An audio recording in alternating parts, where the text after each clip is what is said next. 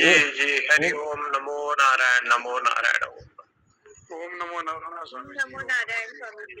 जी जी, ओम नमो।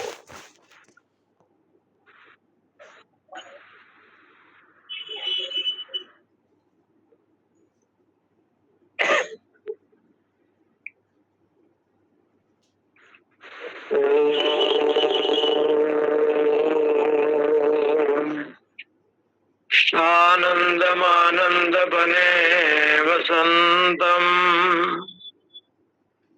आनंद कंदम हत पाप वृंदम, वाराणसीनाथ मनाथ नाथम, श्री विश्वनाथम शरणं प्रपद्ये। श्री विश्वनाथं शरणं प्रपद्ये। ओम सहना भवतु, सहनो भुनक्तु, सवीर्यं करवावहै, तेजस्विनावधीतमस्तु मा विद्विषावहै। शंकरं शंकराचार्यं केशवं बादरायणं, सूत्रभाष्यकृतो वन्दे भगवन्तो पुनः पुनः। ईश्वरो गुरुआत्मेति मूर्तिभेदो विभागिने, व्योमवद्व्याप्तदेहाय दक्षिणामूर्तये नमः। ओम शांति शांति शांति। हरे राम राम राम हरे हरे, हरे कृष्ण कृष्ण कृष्ण हरे हरे, हरे राम राम राम हरे हरे, हरे कृष्ण कृष्ण कृष्ण हरे हरे, हरे राम राम राम हरे हरे, हरे कृष्ण कृष्ण कृष्ण हरे हरे, हरे राम राम राम हरे हरे, हरे कृष्ण कृष्ण कृष्ण हरे हरे। न सन्दृशे तिष्ठति रूपमस्य, न चक्षुषा पश्यति कश्चनेनम्, हृदा मनीषा मनसा विक्लिप्तो, एतद्विदुरमृतास्ते भवन्ति। ओम शांति शांति शांति। कठोपनिषद के इस मंत्र पर भगवान धर्मराज जी ने नचिकेता को अंतरंग जो साधन है वो साधन की बात यहाँ सिद्ध किया।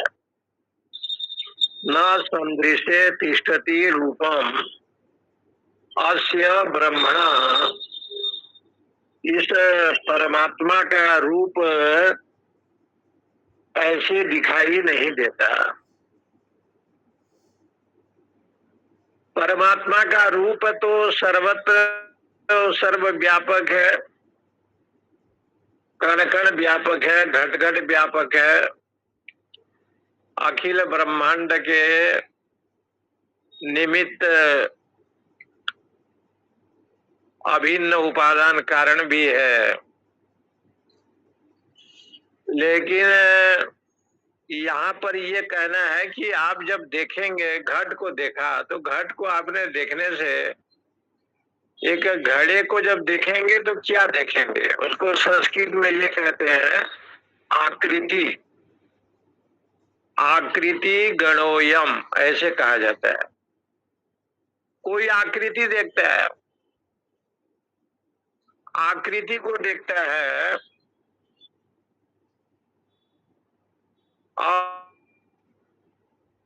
और आकृति गणोयम से ये सिद्ध करते हैं किसी की आकृति है, किसी का नाम है, रूप है। इसलिए वो संदर्शन विषय नहीं है। संदर्शन का अर्थ ये है कि वो जो देखना चाहता है, जो देखता है प्राणी, जैसे बालक का जन्म हुआ तो शिशु अपने माँ को पहले देखता है, अपने माँ को देखता है, और वो माँ उसको समझाती है कि ये तेरे पिताजी हैं, तेरे दादाजी हैं, तेरे दादाजी हैं। उसके जो माताजी है वो सबको ज्ञान कराती है। धीरे धीरे वो बालक जान लेता है ये दादा परदादा या नाना नानी भाई बहन ये सबको देखता है। तो आंख से देखा और मन से संबंध किया तो ये प्रत्यक्ष प्रमाण का विषय यहाँ हो जाएगा। और प्रत्यक्ष प्रमाण का विषय, प्रत्यक्ष का मतलब इंद्रियार्थ सन्निकर्ष जन्य ज्ञानम प्रत्यक्षम। इंद्रिय और उसके विषय उससे जो संबंध बनता है इसको प्रत्यक्ष कहते हैं। अक्षम अक्षम प्रति प्रत्यक्षम। ये अपने इंद्रियों से देखा और मन का संबंध बना तो ये प्रत्यक्ष है। तब कहा कि यदि ब्रह्म तत्व व्यापक है और आप ये शब्द का प्रयोग करते हैं, तद दूरे तदवंतिके तदु सर्वस्य बाह्यत,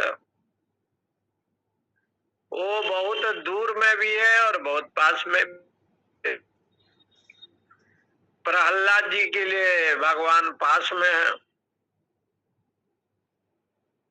और हिरण्यकश्यपु के लिए दूर में है। खम्बे में भगवत दर्शन प्रहलाद जी करते हैं, ये भागवत की कथा है। तो उसके पिताजी ने पूछा कि तुझे यदि खम्बे में दर्शन हो रहा है तो कस्माद खम्बो न दृश्यते, इस खम्बे में मुझे दिखाई क्यों नहीं पड़ रहा है? एक को तो भगवत साक्षात्कार हो रहा है और एक को नहीं हो रहा है। इसका मतलब है कि अधिकारी के रूप में और अनधिकारी के रूप में, जो अधिकारी स्तर के साधक हैं वो संसार को विराट रूप में भगवत दर्शन करता है, और जो लोग अनधिकारी हैं, ये मेरा शत्रु है, ये मेरा मित्र है, उसको दर्शन हो रहा है। रावण ने कहा कि मारीच यदि तू नहीं जाएगा तो तेरा मृत्यु मेरे हाथों में होगा। मारीच बड़ा मायावी रहा। तब उन्होंने राम का दर्शन अपने आंखों से वो कर रहा है रावण, मारीच। उसने सोचा कि रावण के हाथों में मृत्यु होने की अपेक्षा राम जी के हाथों में जाऊं तो मेरा मोक्ष हो जाएगा। लेकिन जैसे राम का विषय आया तो राम का रूप उसको दिखाई पड़ा। क्योंकि वो रूप पहले उसने देखा था, इसलिए उसने जब उस रूप को देखा था, सुबाहु मारीच और इनके साथ रह करके, उसके माँ के साथ रह करके जब ये रूप देखा था तो आंखों में रूप दिखाई पड़ा। मारीच के मन में भी राम आए और मारीच के आंख में भी राम आए। आंख में जब राम आए, मन में जब आए तो कहाँ आएंगे? बोले हृदय में आएंगे। इसलिए उसने कहा कि जिस रूप को मैंने देखा, लोकाभिरामम रणरंग धीरम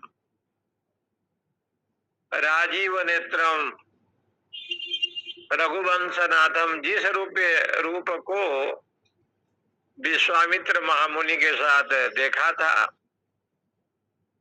वो रूप का साक्षात दर्शन मारीच असुर को हो रहा है।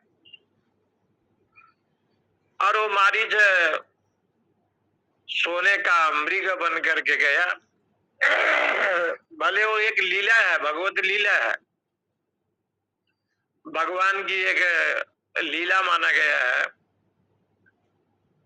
लेकिन यही कथा जब आप आध्यात्मिक स्तर पर श्रवण करेंगे, सोने का मृग तो नहीं होता है, लेकिन भगवती जानकी जी ने कहा कि यही मृग चाहिए। महाकवि कालिदास जी ने अपने ग्रंथों में लिखा है, नहीं कांचन हेम मृगस्य जन्म तथापि रामम बने लो लुभाय। संसार में सोने का मृग नहीं होता, फिर भी भगवती को इच्छा हुआ कि सोने का ये मृग है, और उस माता जी की इच्छा के अनुसार राम जी उनके पीछे पीछे दौड़े। नहीं कांचन हेम मृगस्य जन्म तथापि रामम बने लो लुभायो। रघुवंश महाकाव्य में महाकवि कालिदास जी ने बड़े अद्भुत चित्रण किया। सोने के मृग के पीछे भगवान गए, लेकिन जानकी जी सोने के मृग के पीछे सोने का मृग क्यों मिलेगा कह करके देवी जी को एक शहर में ले गया लंका में, जहां पर सोना ही सोना है। सोने की लंका में आप पहुंची, अशोक वाटिका में। यहाँ तो सोने के मृग के लिए राम जी को उन्होंने भेजा और भगवान गए, लेकिन सुवर्ण लंका में सीता जी निवास करती हैं। तो बोले ये लंका तो सुवर्ण का है, महादेव के वरदान से सोने की लंका है, सुवर्ण का है। लेकिन सुवर्ण की लंका में राम को ढूंढती है और इस दंडकारण्य में राम जी को दूर कर देती है। एक सोने के मृग के लिए दंडकारण्य में राम जी सीता जी को छोड़ करके चले जाते हैं, लेकिन एक सोने की लंका में रह करके माता जी हमेशा राम राम का स्मरण करती है।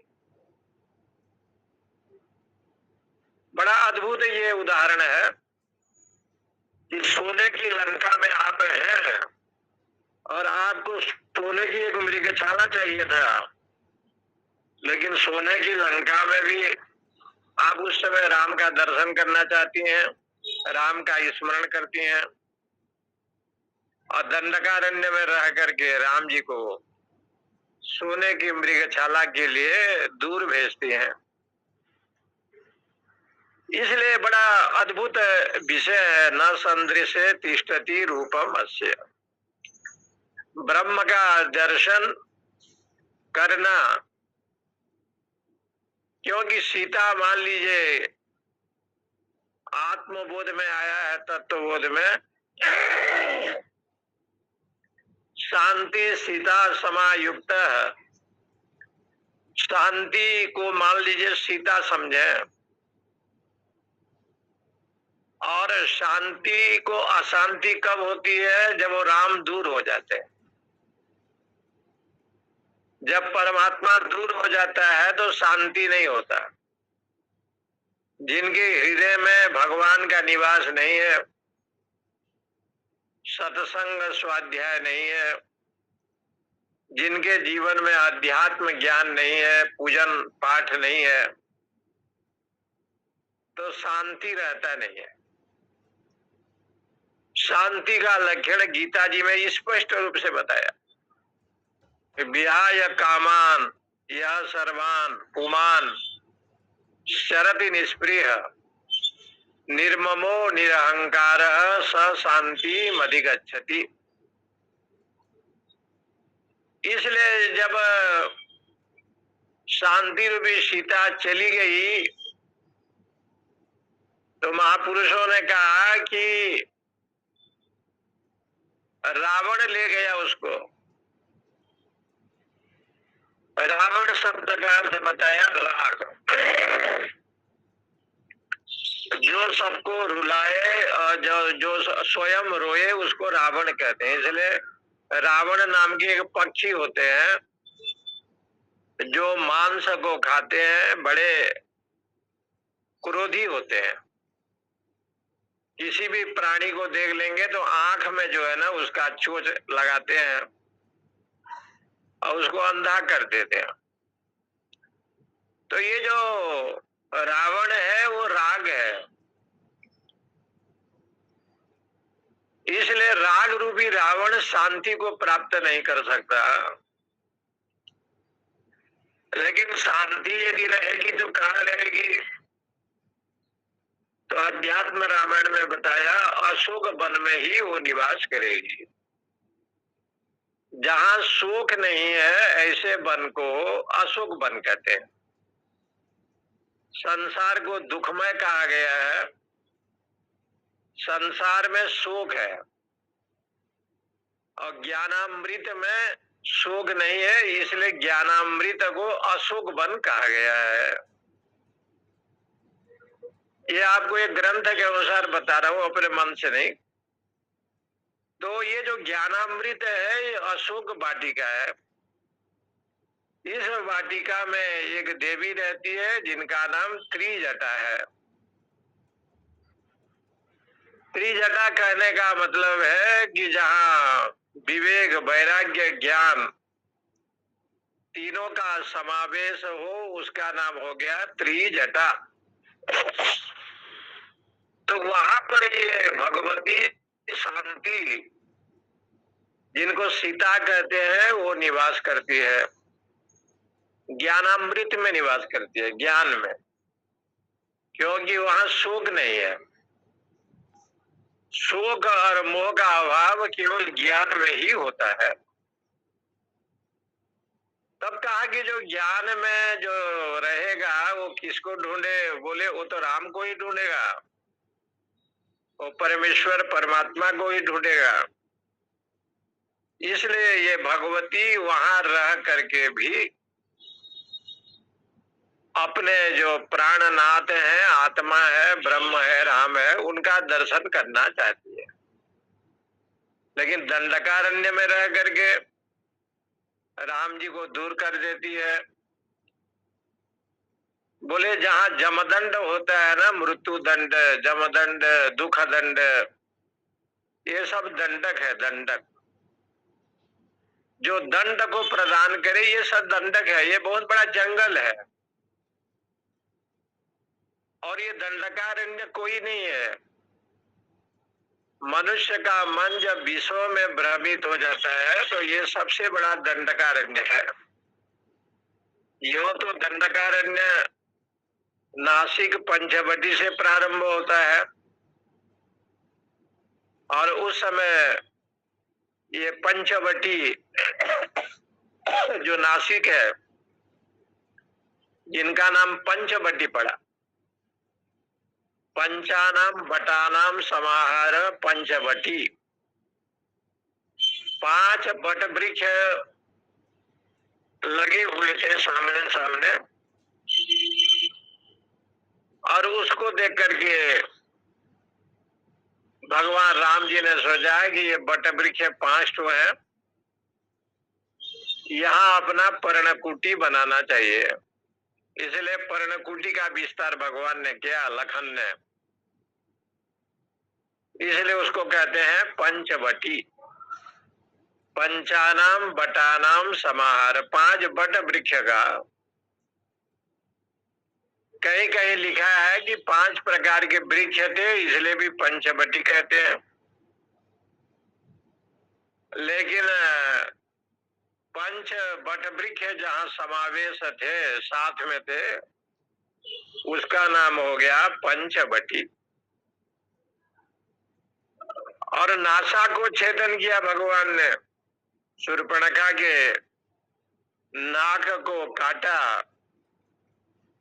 इसलिए शब्द बन गया नासिक, और नासिक का स्त्रीलिंग में बन गया नासिका। नासिका का अपभ्रंश शब्द गया नासिक,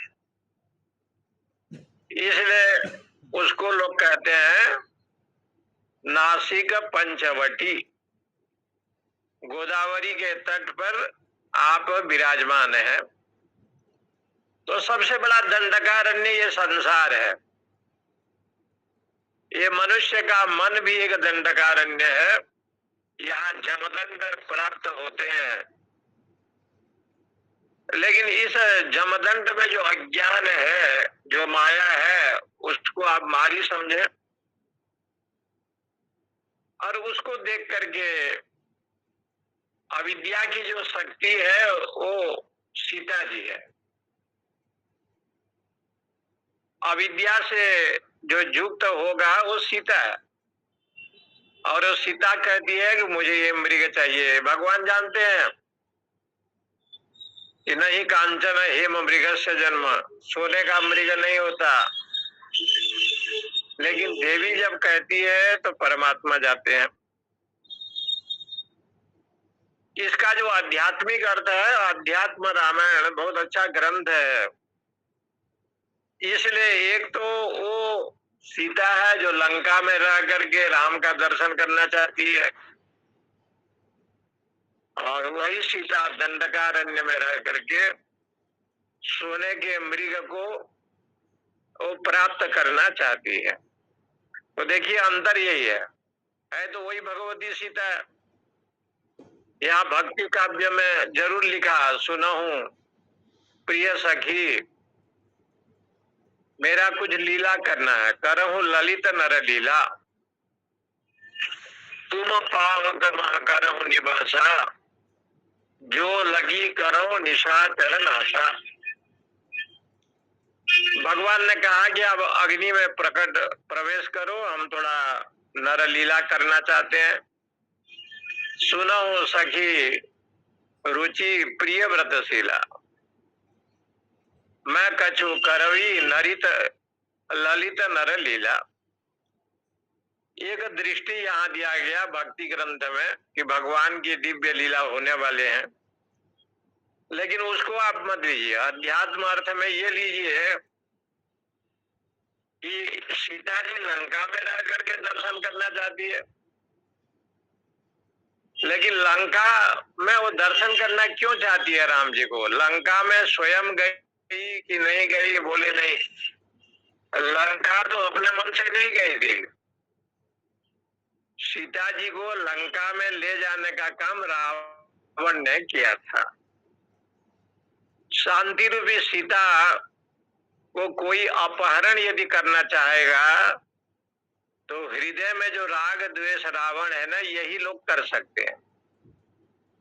लेकिन रावण ले जाएगा, राग द्वेष शांति को अपहरण करेगा तो कहाँ ले जाएगा? लंका में ले जाएगा। ये जो भोग विलास जो विषय है, इसको शास्त्रों में लंका कहा गया है। इसलिए उन्होंने कहा लंकिनी ने, प्रविशि नगर कीजे सब काजा, हृदय राखी कौशलपुर राजा। इसी दृष्टि को लेकर के ये बताते हैं कि परमात्मा का दर्शन न चक्षुषा पश्यति कश्चिदेनम, आंख से क्यों नहीं होगा?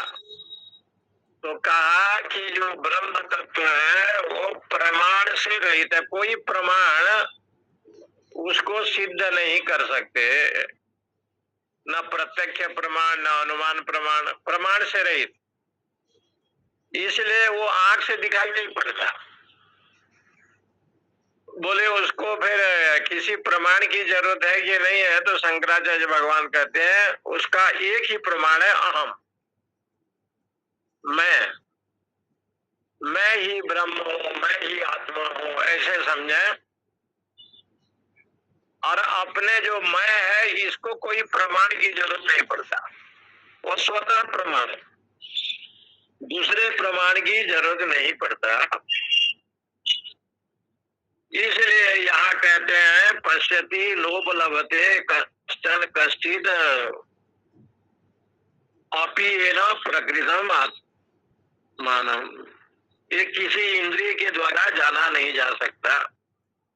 नहीं संदृश्य तिष्ठति रूपमस्य न चक्षुषा पश्यति, आंख से भी दिखाई नहीं पड़ता है। कश्चिदेन, ब्रह्म तो दिखाई पड़ता है, दर्शन होता है, लेकिन जब लोग देखता है तो नाम रूप से दिखता है। कल मैंने आपको बताया था, अस्थि भांति प्रिय के रूप में नहीं दिखता। अस्थि भांति प्रिय जो है वो ब्रह्म का अंश है, लक्षण है, और नाम रूप जो है जगत का है। हम जब भी किसी को देखते हैं नाम रूप को लेकर के ही देखते हैं।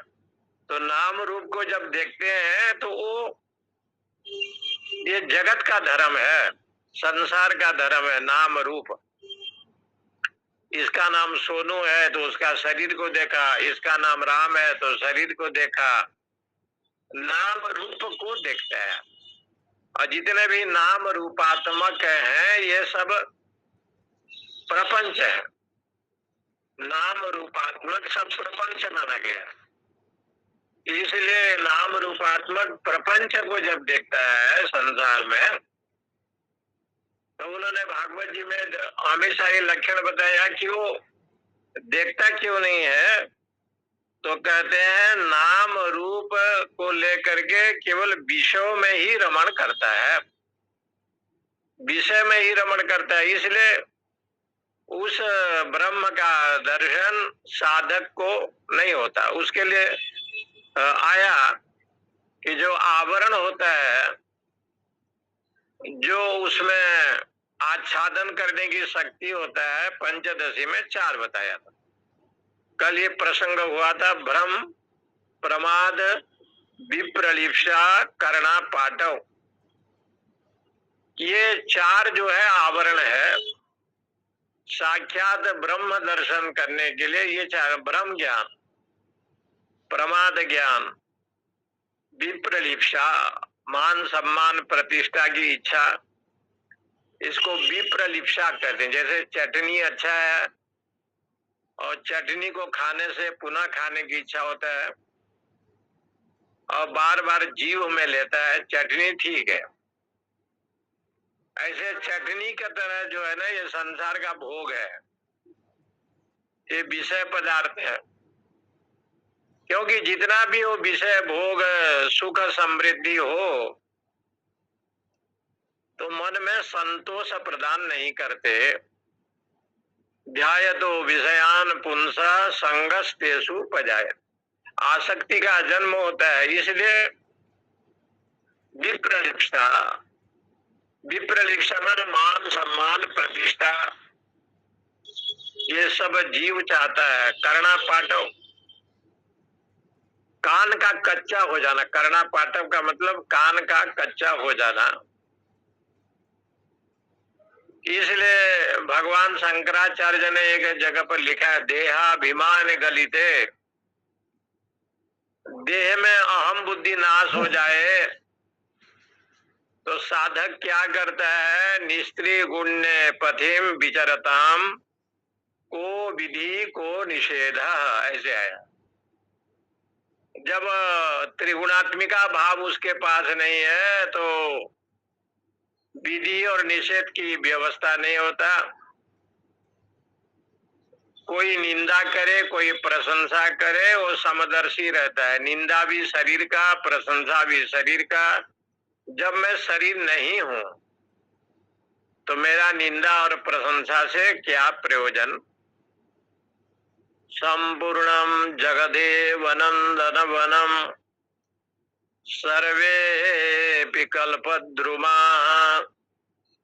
गांगम बारी समस्त बारी निवह पुण्या समस्ता क्रिया वाचः प्रकृत संस्कृत श्रुति शिरो वाराणसी मेदिनी सर्वा वस्तु स्थितिरस्य वस्तु विषय दृष्टे परम ब्रह्मणि। इसलिए खंबे में प्रहलाद को दर्शन हो रहा है। बोले क्यों दर्शन होता है? शुद्धांतकरण है। उसके पिताजी को दर्शन क्यों नहीं होता है? प्रहलाद जी के वो पिताजी हैं, बोले अशुद्ध अंतकरण वाला है। जो शुद्ध अंतकरण वाला होता है उसको सर्वत्र भगवान का दर्शन होता है। इसलिए विनय प्रेम बस भई भवानी खसी माल मूर्ति मुस्का, मूर्ति हंस रही है और उसके माला गले से निकल करके सीता जी के गले में चला गया। उनके विनय उनके प्रेम को देख करके गौरी माता भी प्रकट हो जाती है। इसलिए कभी कभी हम लोग गए थे मीनाक्षी माँ का दर्शन करने के लिए, तो वहां के पंडित लोग कहते थे कि महाराज ये मीनाक्षी जो है ना घूमती रहती है यहाँ मदुराई के मंदिर में, चारों तरफ घूमती है। बोले मीनाक्षी क्यों घूमती है? बोले यही तो सब कुछ है। मदुराई के जो मीनाक्षी ये घूमती है। तो ये दृश्य को शंकराचार्य ने जब देखा और मीनाक्षी का दर्शन किया तो उन्होंने मीनाक्षी के ऊपर स्तुति लिखी है। गायत्रीम गरुड़ ध्वजाम गगनगाम गांधर्व गान प्रियाम गंभीराम गजगामिनीम गिरिशुधाम गंधाख्यतालम कृताम। बड़े अद्भुत भाव से भगवती की वंदना भगवान ने शंकराचार्य ने की। यदि वो सर्वव्यापक के रूप में ब्रह्म का दर्शन नहीं करते तो सारे देवी देवताओं को स्तुति नहीं लिखते ना। सारे देवी देवताओं की स्तुति शंकराचार्य ने लिखा है। यहाँ तक शीतला माता का भी वर्णन है, कहीं आप देखेंगे। गधों ने कहा कि हमको कोई अच्छा नहीं समझा, सब लोगों ने बालू ढोया हमारे ऊपर, ईटा लाए, पत्थर लाए, लोहा लाए और घर बनाने में काम आया, और हमारे गधे में ले जाते हैं, हमारे कंधे पर। धोबी जो है कपड़ा धोता है और हमारे कंधे में डाल करके घर ले जाता है। गधों की दुर्दशा को देख करके शीतला जी प्रसन्न हो गए। शीतला जी ने कहा कि गधे, संस्कृत में इसको कहते हैं सरभ। सरभ शब्द का अर्थ होता है गधा। गधे जो होते हैं उनके पीठ पर लोग अधिकांश बालू, सीमेंट, पत्थर ले जाते हैं। गधों ने कहा कि ये बड़ा विचित्र है, ये हमको कोई अपनाया नहीं। तो शीतला माता जी ने कहा कि ऐसे करो, तुम हमारे वाहन बनो, तो गधे की सवारी में शीतला माता जी आरूढ़ हुई। शीतला माता जब आरूढ़ हुई तो उनकी भी वंदना शंकराचार्य ने किया कि जगदम्बा का एक स्वरूप शीतला माता है और वो गधे में विराजमान। तब शंकराचार्य से पूछा गया कि आप ये जो सर्वाधे अति व्याप्ति वारणाय, ये सर्व कहते हैं उनको, तर्क संग्रह में आया है, सर्वाधे अति व्याप्ति वारणायो, गधे को सवारी बनाया। बोले गधे तो कामचोर तो है नहीं, आलसी तो नहीं है, और गधा इसलिए नाम पड़ गया कि बुद्धिहीन है। गधे 4 ठो खड़े हैं, 3 गधे के ऊपर कपड़ा आपने डाल दिया या ईटा पत्थर सीमेंट डाल दिया और रस्सी में बांध दिया, गधे चलेंगे, पीठ को थपथपाएंगे तो चलने लगेंगे। लेकिन जिस गधे में रस्सी यदि नहीं बांधेंगे और उसके पीठ को नहीं थपथपाएंगे तो वो वहां खड़ा रहेगा। वो सोचता है कि रस्सी तो बांधा नहीं, जो मालिक है वो रस्सी बांधा नहीं। तो 3-4 गधे तो चले गए, एक गधा जा नहीं रहा है, बड़ा परेशान हुआ। और बनारस की धोबी घाट में जब आया तो धोबी जो है कपड़ा लेकर के ऊपर रखा है, गधे जाता नहीं है। तो घूमते घूमते जब वो विद्वान आया तो कहा कि देखो ये नहीं जाएगा। बोले महाराज रस्सी तो है नहीं। बोले झूठे मूठे रस्सी बांध दो। और झूठे मूठे रस्सी बांधा, अब पीठ को थपथपाया तो गधे को ज्ञान हो गया कि रस्सी बांध दिया, चल पड़ा। और जहां उनका घर है उनका सामान पहुंचाया। तो गधे जो होता है ना वो विवेकहीन, बुद्धिहीन, ऐसे भी प्राणी को मोक्ष देने के लिए, मुक्ति प्रदान करने के लिए, कल्याण करने के लिए भगवती माता कृपा करती है। गधे जैसे बुद्धिहीन विवेकहीन है, ऐसे व्यक्ति भी है, मनुष्य भी है, जिसके पास बुद्धि नहीं, विवेक नहीं।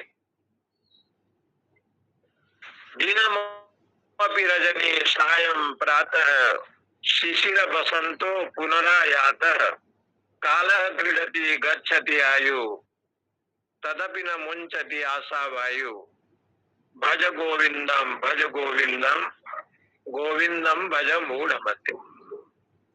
दिन चला गया, शाम हो गया, तब भी काम में व्यस्त है, ऐसे लिखा है। इतना काम करता है कि गधे भी फेल है उसके साथ।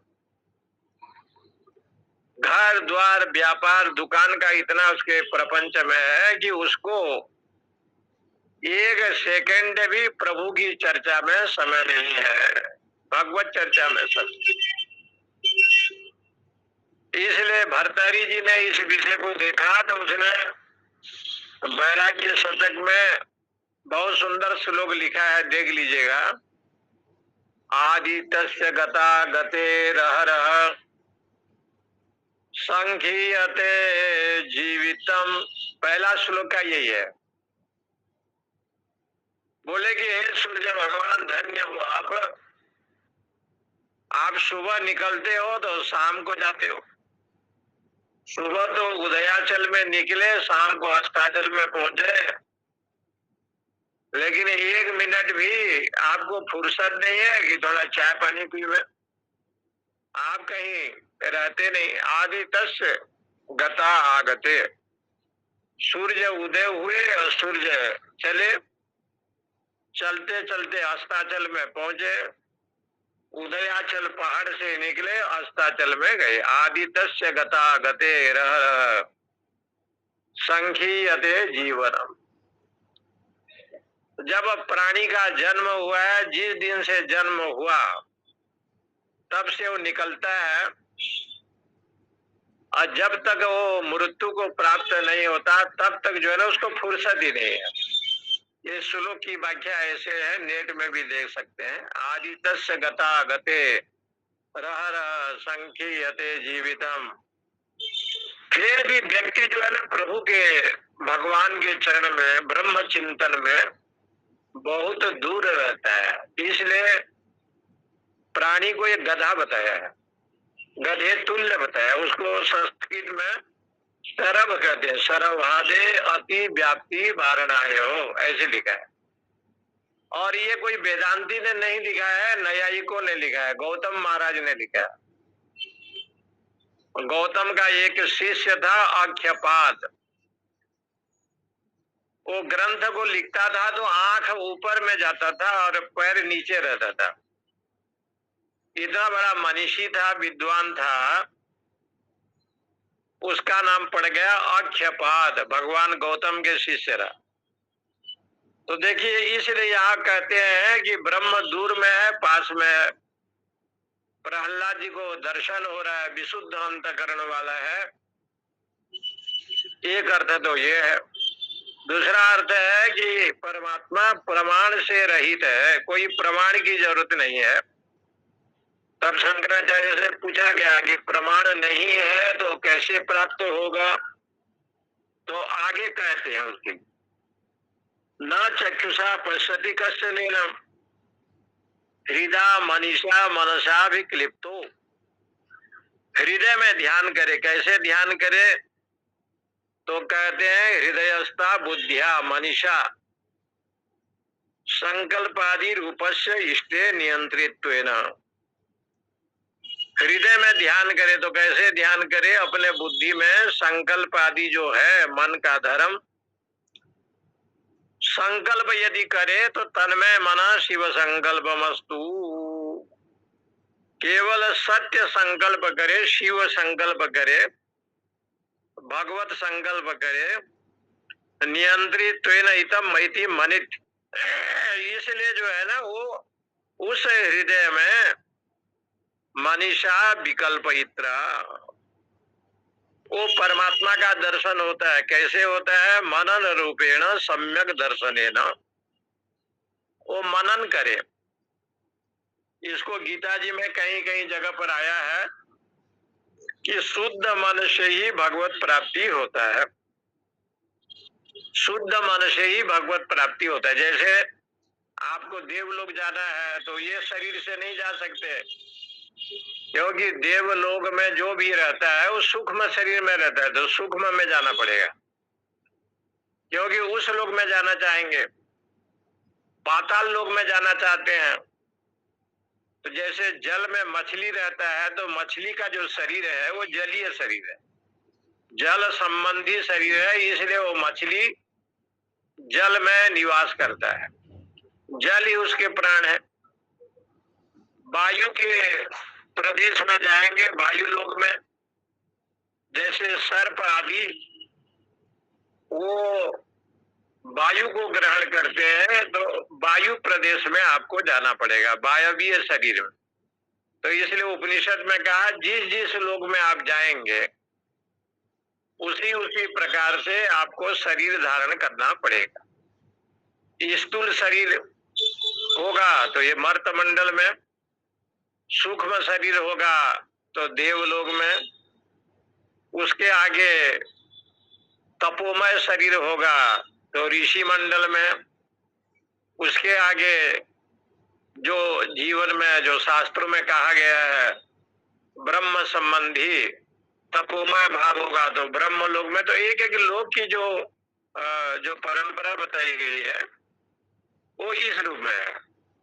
इस लोक में जाने पर कैसे शरीर धारण करना पड़ेगा।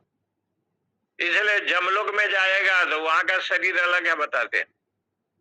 जमलोक में गया तो मन को जम बताया, आंख को चित्रगुप्त बताया, और ये व्याधि रोग को जमदूत बताया। ये सब जमदूत है रोग, और दोनों आंख जो है चित्रगुप्त है। ये सब देखते हैं कौन सी धर्म है, कौन सी अधर्म है, पाप पुण्य, ये सब साक्षी है आंख। तो बोले जमराज कौन है? बोले मन है। संजीवनीपुर कौन है? बोले देह है। और इनके जो सैन्य बल है ये सब रोग हैं। जितने भी संसार में रोग हैं, जितने नाड़ी हैं उतना रोग है। रोगों का अंत नहीं है, तो ये सब जमलोग हैं, जमपुर में रहते हैं। तो बोले इसका नाश कैसे करेंगे? दुर्गे स्मृता हरसि भीति मसे सजंतो स्वस्थे स्मृता मति व शुभम ददासि दारिद्र दुख भय हारिणिका तुदन्या सर्वोपकार करणाय सदाद्र चित्ता रोगान शेषान अपहंसि तुष्ट। इसलिए भगवती को बताया कि आपके कृपा हो जाए तो सारा ये दुख दर्द सब चला जाता है। इसलिए जो उपनिषद विद्या है ब्रह्म विद्या का आश्रय लेता है, ब्रह्म लोक में जाना चाहता है तो तत्शरीर मिलेगा। विष्णु लोक में जाएंगे तो आप भी चतुर्भुजी नारायण बनेंगे और उस प्रकार से रहेंगे जैसे अजामिल की कथा में आता है। इसी प्रकार से शिवलोक में जाएंगे तो शिवलोक में जो व्यवस्था है तद अनुसार जो है ना उसको वैसे व्यवस्था मिलता है शिवलोक में भी। इसलिए शास्त्रों में ये बताया गया। इसलिए यहाँ कहते हैं कि हृदय मनीषा, मनस प्लस ईसा। मनीषा का अर्थ होता है मनस धन ईसा। ये संस्कृत शब्द है, उससे बनता है मनीषा। ये मनीषा शब्द बनता है। मनीषा का अर्थ बुद्धि। ये जो अंतःकरण पवित्र आत्मा बुद्धि जहाँ पर होता है, शुद्ध मन से भगवान का दर्शन होता है। ऐसे भाव नहीं होगा तो कुब्जा को जैसे भगवान ने दर्शन दिया और बड़े बड़े साधकों को दर्शन दिया, ध्रुव जी को दिया, मीरा जी को दिया, अन्य महापुरुषों को दिया, सूरदास जी को दिया। तो ईश्वर का दर्शन तो साधक करता है, चाहे स्वप्न में करे चाहे सामने करे। जैसे अधिकारी है उस प्रकार से परमात्मा उसके ऊपर कृपा करते हैं। इसलिए शास्त्रों में कहा गया जब शंकराचार्य शिव है तो उनके गुरु जी गोविंद पाद विष्णु है। देखिए यदि गोविंद पाद विष्णु अवतारी है तो शिव जो है शंकराचार्य है। अब ब्रह्मा जी बन गए मंडन मिश्र, उनके पत्नी बन गई भारती। और दैव संयोग से शास्त्रार्थ करना है, ये पहले से विधान है। ब्रह्मा जी शास्त्रार्थ करें तो ब्रह्मा तो सृष्टि के रचयिता है, जो सृष्टि को पालन करेगा रचना करेगा वो तो द्वैतवादी ऐसे हो जाएगा। पुत्र परिवार घर द्वार ये संसार को जब देखना होगा तो प्रपंच में रहेगा तो द्वैतवादी ऐसे बनेगा। इसलिए ब्रह्मा जी ने कहा कि हम तो द्वैतवादी हैं, भले वो मंडन मिश्र रूप में है लेकिन सृष्टि के रचयिता है ना वो, इसलिए द्वैतवादी है। लेकिन उनकी पत्नी जो सरस्वती है, सरस्वती तो कोई संसार को बनाने वाला नहीं है। सरस्वती तो बुद्धि को सद्बुद्धि प्रदान करने वाली है भारती जी। इसलिए उन्होंने कहा कि हम सरस्वती हैं, विद्या की अधिष्ठात्री हैं, तो मध्यस्थता कर सकते हैं। इसलिए माता जी ने वहां मध्यस्थता की। शिव आए और ब्रह्मा जी आए, सरस्वती जी आई। सरस्वती जी ने कहा कि देखो ब्रह्मदेव आप बड़े नहीं हो सकते, शिव तो साक्षात समाधि में रहते हैं, कामादि को भस्म करने वाला भगवान भूत भावन महाकाल है और उसी का स्वरूप ये शंकर है। शंकरम शंकराचार्यम। तो ऐसे समझे तो ऐसे भी आप हार गए। शंकर के गोद में जगदम्बा है तब भी आप समाधि में हैं। इससे सिद्ध होता है कि शंकर अद्वैत है और ब्रह्मा सृष्टि के रचना करते हैं। इससे सिद्ध होता है तो द्वैती है, प्रपंची है। उनको सारा 84 लाख को बनाना है। पर सिद्ध हो जाता है कि द्वैत कौन है और अद्वैत कौन है।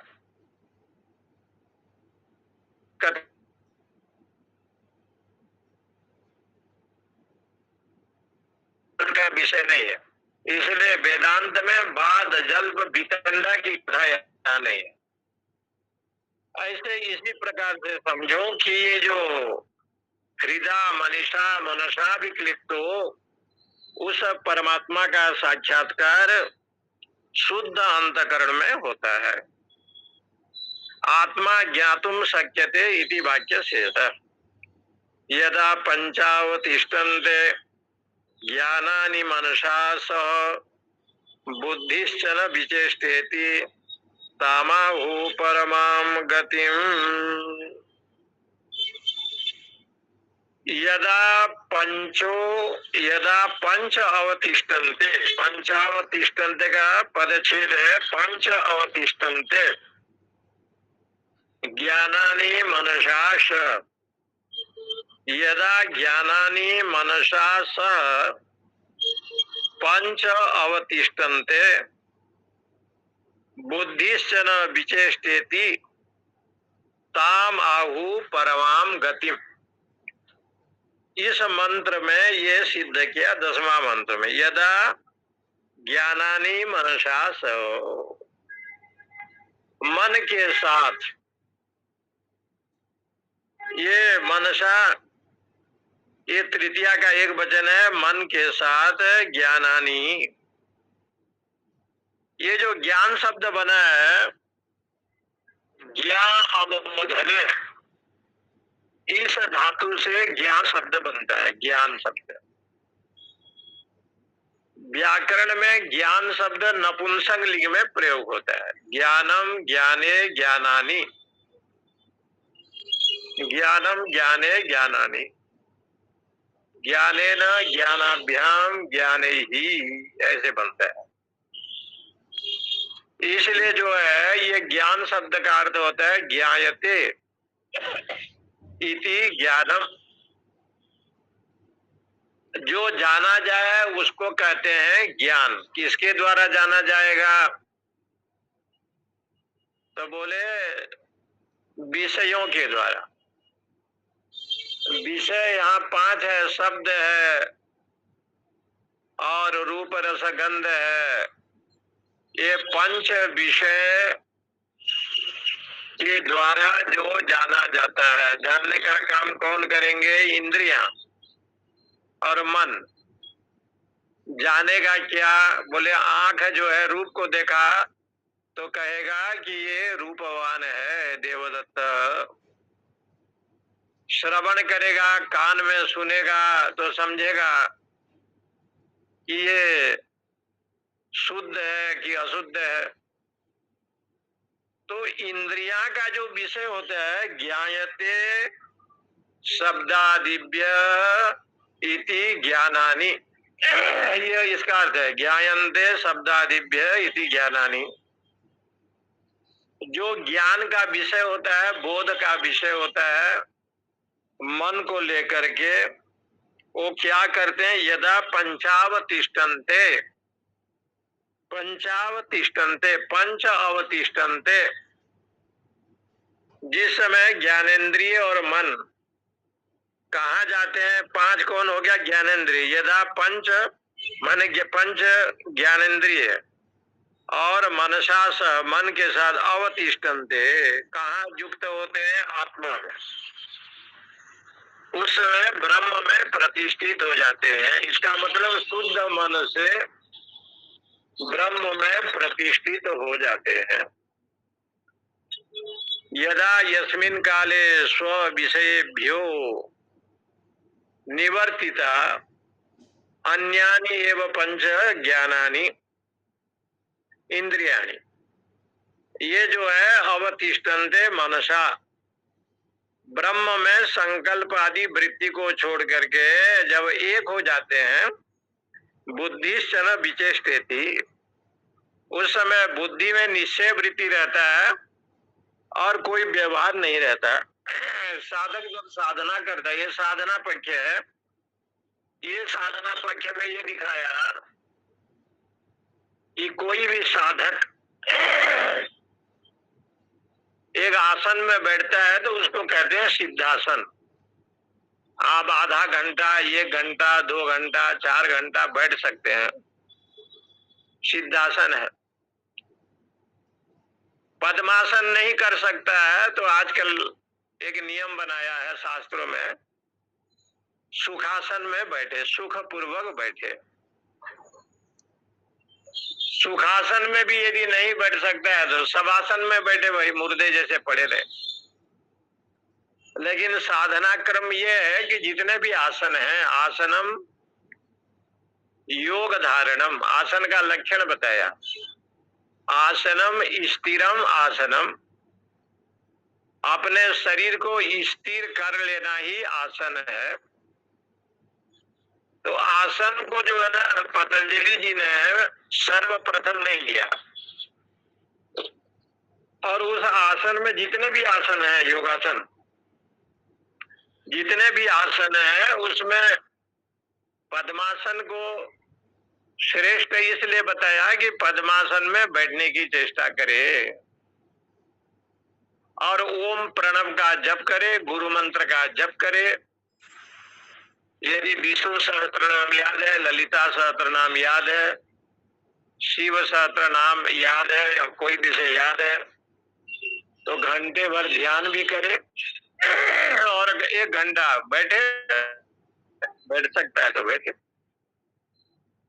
लेकिन उसके पहले साधन पक्ष में जम और नियम बताया, जम और नियम।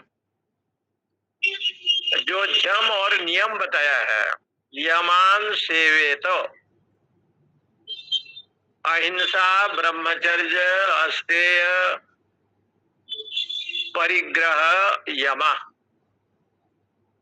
शौच, संतोष, तपः, स्वाध्याय, ईश्वर, प्रणिधानानि नियम। शौच पवित्रता, बाहर की भी पवित्र करे और भीतर की पवित्र करे। सत्संग और भजन के द्वारा मन को पवित्र करे, धर्म कार्य के द्वारा चित्त को पवित्र करे, और भजनादि, पूजा पाठ, साधनादि के द्वारा अपने मन को जो है निरुद्ध करे। ये शौच हो गया। गंगा जी में स्नान करते हैं तो आप पवित्र हैं, हरिद्वार के, लेकिन वहां तो नहीं जा पाए, तो आपके घर में गीता रूपी गंगा है, ज्ञान रूपी गंगा है, उपनिषद गंगा है, इसमें डुबकी लगाए। सत्संग रूपी गंगा है, तो एक तो बाहर का भी है, एक भीतर का भी है। ये शौच प्रक्रिया में ये सब बताया कि बाहर में भी जावे अच्छी बात है, भीतर में भी जावे। भीतर का स्नान ठीक है, इसलिए भीतर में ही डुबकी लगाए, और जितना भीतर में डुबकी लगाएगा उतना जो है वो साक्षात वैकुंठ है। इसलिए वैष्णव समाज में जब माला जपता है तो एक सुमिरन रखते हैं, ये तुलसी की माला, रुद्राक्ष की माला दिखाई न पड़े जप करते समय, इसलिए उसको ढक करके रखा जाता है। क्योंकि हमेशा जो धन होता है, सोना चांदी, नोट पानी, जो धन होता है ना, उसको गोपनीय रखा जाता है। तो हृदय का जो धन है ना, वो पवित्रता है। पवित्रता को गोपनीय भाव से रखना चाहिए, ऐसे शास्त्रों में कहा। अद्विगात्राणि शुद्धंति, स्नान के द्वारा शरीर शुद्ध होता है, वस्त्र को को धोने से शुद्ध होता है। इसलिए उन्होंने कहा कि आपके जो मन है संकल्प करता है।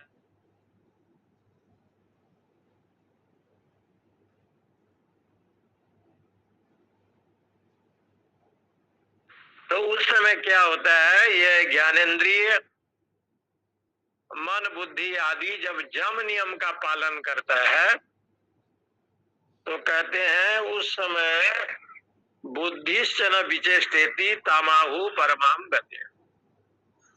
धीरे धीरे आत्म संयम हो जाता है, कोई संकल्प और विकल्प का जन्म नहीं होता, संसार की कामना छूट जाता है। ये कहने का मतलब है संसार की कामना छूट जाता है। जैसे बहुत अजीर्ण हो गया तो भोजन विष हो जाता है, कितना भी सुंदर भोजन बना हो अजीर्ण में भोजन विष है, अजीर्ण भोजन विषम। इसी प्रकार के संसार के जो विषय भोग में जब अजीर्ण हो जाएगा तो अजीर्ण कौन करेगा? वैराग्य। अजीर्ण कौन करेगा? सत्संग।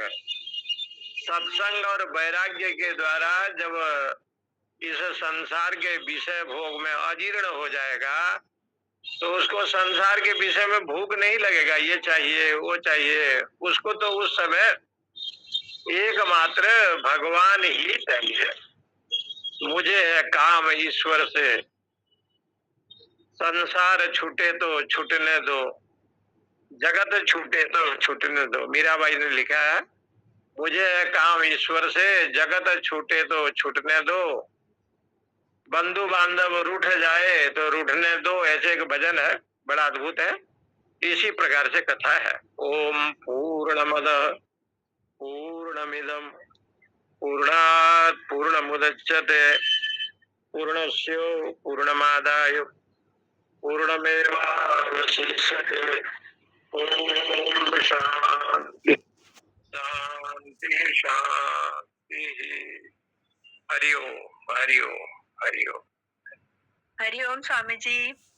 जी जी जी। ओम नमो नारायण। हरि ओम स्वामी जी। स्वामी जी। हरिओम हरिओम नमो नारायण। जी जी महादेव महादेव महादेव। सादर प्रणाम स्वामी जी, सादर प्रणाम। जी जी जी।